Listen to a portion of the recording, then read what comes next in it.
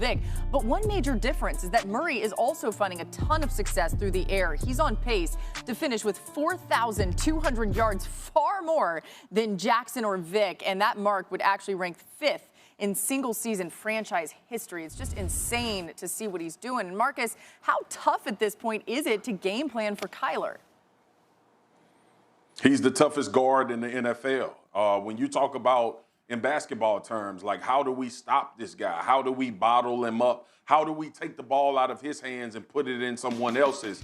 Well, it's football, and the quarterback gets the ball every single play, and the improvisation, also the ability to throw the ball, also the elite weapons that he has on the outside, and not to mention when plays break down, you can't catch him and touch him. You have to try to play Kyler Murray in a phone booth. You got to bottle him up. You have to be smart as rushers up front. You have to make sure that sometimes you rush to keep eyes as opposed to rushing to get sacks. And hopefully that he falls into that area. You want to be big. You want hands up when he's trying to throw the football. You want to use the advantages that you possibly have as a defense against him, because outside of that, there is no way to stop Kyler Murray. I played football 9 years in the NFL, and there were very few players in that league where you said, okay, if we do this right and we do this, the game will go in our favor. There is no way to defend him. And I'm being legit honest. There is no way to defend Kyler Murray as long as he's having success with his arm. All you hope to do is turn the football over against him and possibly keep him in close, confined areas where you can get him to the ground. You got to try to make him play quarterback one-dimensional. You can't allow him to be both a runner and a thrower. And the Bills' defense, if you go back 2 weeks ago when they played the Patriots, Cam was successful running the football against them. So they've got to do a better job if they want to win this game of stopping the quarterback run, the designed quarterback runs. Kyler Murray leads the NFL in yards per carry. I'll say that again. He leads the NFL in yards per carry. And it's not necessarily the play call that you have. It's the personnel that you have on the field that has to be right before that. And so the Bills defense has got to figure out who can they put on the field to make sure that they can tackle Kyler as he's a runner, and then what's the right play call. If they want to win this game, they have to minimize the designed quarterback run success for Arizona. Yeah, well, when you think about what could happen for Kyler against the Bills, this might be just another game that continues to put him in that MVP conversation. We may not be talking about him enough there. All right, listen, this is what they signed him for. Can Phillip Rivers lead the Colts to a huge division win, or will he falter? Game picks, an interview with Frank Reich coming up next. You're watching Veterans Week coverage on ESPN, brought to you by USA. NFL Live is presented by USAA. This Veterans Day, join us in thanking those who served. The great Week 10 matchups coming your way. Ravens and Patriots on Sunday Night Football. Lamar Jackson versus Cam Newton. Ravens still in the AFC race, though, sitting right at 6-2. Here's Lamar on why he thinks they could be struggling offensively. Take a listen. You know, it's a lot of with schemes. You know, we're going against defenses. They calling out our plays, stuff like that. Like, they know what we're doing. So a lot of that, you know, sometimes, you know, stuff won't go our way if they beat us to the punch. So you're hearing on the other side of the line of scrimmage the defense calling out your plays? That's what they definitely do. Like runs, stuff like that. Watch out for this, watch out for that. Sometimes that's what's going on. Calling out plays on a defense is nothing new. They're going to be right sometimes, they're going to be wrong sometimes. So I think we know that. But it's definitely an element of the game. It always has been and probably always will be. All right, listen, so it sure looks like opposing defensive have a better read on the Ravens offense this season as opposed to last season. Baltimore has the second largest drop-off in offensive efficiency and yards per play when comparing last season to this one. Only the Cowboys have had a larger drop-off in both areas, and that's with them losing their starting quarterback, Dak Prescott. So, Dan, is there some truth behind what Lamar is talking about here? All right, so when someone makes a claim like this, my first immediate thought is, well, show me the evidence. And you know why I love tape? Because tape is undeniable. We've all heard the saying, the eye in the sky doesn't lie, right? So everybody at home, I'm going to take you to court. You got jury duty today, all right? And what I'm going to do is I'm going to present the evidence to you guys and allow you to make your own determination. Give me 2 or 3 minutes of focus right here. Okay, everyone pay attention to a couple things, right? First play of the game. You go the whole week and you craft your game plan of how you want to start this football game. I want you to pay attention to the situation. First play of the game.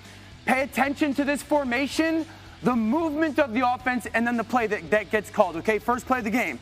Now I want you to focus on this. Cut split by this receiver down here. The fullback extended out here, and we're going to get motion by that tight end. Okay, first play of the game. This is a base part of our offense. Motion by that tight end. Great. Pay attention to that. Focus to that. Now we're going to get the motion by the fullback. Again, pay attention to that. Now, what is going to be our play? Our play is going to be the slice by the tight end back across the line of scrimmage in our zone run game. This is a great way to start the game for the Ravens. This is one of their base plays. Let's get ourselves into a rhythm. Good 3 or 4 yard gain. Now we go into halftime, right? I want to fast forward. We go into halftime. We have the conversations with the coaches. Hey, what can we do in the second half to keep the defense off balance, right? How are we going to change things up? Let's go to the first play of the second half. Very first play of the second half. Now, there's no way that you're going to come out with the same formation, are you? No, the Ravens did. Remember, I told you to focus on the formation. Cut split by that receiver. Fullback is extended out here. This is the first play of the second half. Now, we're not going to go with the same motion movement, are we? Okay, tight end comes across. We saw that. Now, the fullback's going to go motion. All right, now, there's no way we're going to run the same play, right? We're going to do something different to the defense. No, we're wrong. The fullback slices back across the line of scrimmage. Dive, zone, run game, front side. You don't think the defense knows this? We ran the very same play to start the second half that we did in the first half. Will you tell me if that's predictable? Check. All right, so let's go to the first third down of the game. A couple things to pay attention to. The formation, the empty package for the Ravens. The second thing is this, situation, 3rd and 6, right? As you build your game plan, it's always situational. 3rd down and 4 to 6, you got your list of plays. And if you call one, you move off. You don't want to call the same 3rd down play all over again. So empty formation, situation, and then what's the route concept, Dan? Okay, well, we're trying to build that inside triangle. We got these whip routes on the inside and the basic route, trying to build the triangle against the defense. Now, we all know what happens. This is the first 3rd down of the game. The Steelers play zone defense, eyes on the quarterback, interception, pick 6. All right, so let's fast forward again because we go into halftime and make sure that we have a clarity of what we're going to do because remember, once we get into that situation, we should cross that play off. I don't want to run that play again to the defense.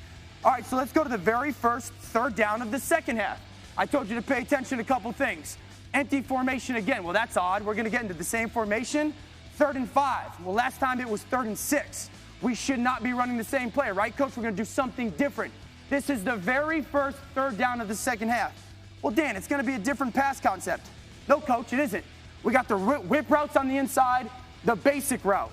I'm going to come out in the second half and run the very first same play on 3rd down, the first 3rd down I see that I ran on the first 3rd down of the game. You tell me, is that predictable? Check. Well, let's go to a play that worked well for our offense, okay? First half, the very first time that we get into 22 personnel, and that's what I want everyone to focus on. 22 personnel, that means 2 backs are in the backfield. You see a back here, this fullback is off in a weak set formation, and I got 2 tight ends, all right? Pay attention, 22 personnel. First time in this game that we get into 22 personnel. Now, what's going to be the play? We're going to get a short corner by this tight end. We're going to get the fullback in the flat. We're going to go play action pass. This is great. First time in 22 personnel, Coach, we go play action pass. Look at this. This is a great completion for our offense. I love it. All right, so now the next time we get into 22 personnel, Coach, next time we get into 22 personnel, we're definitely going to do something different, right? The very next time we get into that grouping, we're going to show something different. You see the back in the pistol. The fullback is in his weak set formation. Those 2 tight ends, right? No, I get it, Coach. We're gonna show them the same formation out of the same group and try to run a different play. Well, what's going to be our play? Well, we're going to go short corner route. Perfect. We'll go short, but it's not going to be that same play action pass, is it? Where the fullback leaks into the flat, because the defense will never expect us to run the same exact play that we ran the last time we were in that 22 personnel. And here's the reality. Lamar Jackson made a claim, and I just presented to you guys overwhelming evidence that he told the truth. The Ravens offense is predictable. Fire. That's what I'm talking about. But listen, from that standpoint, Dan, and I almost feel like I shouldn't say anything after you just put that evidence together in that fire, but I'll try to add to that based on just the football people out there that's not as in-depth as you were in that tape. Be creative. Evolve in your passing game. Find other ways to attack teams. Don't lose your identity in that moment. Don't lose your identity as a football team. You're a physical, downhill running football team with an elite quarterback with his legs. You have to evolve this passing game, this offensive creativity, the weapons on the outside. If you want to win a Super Bowl in Baltimore, those things are going to have to happen outside of the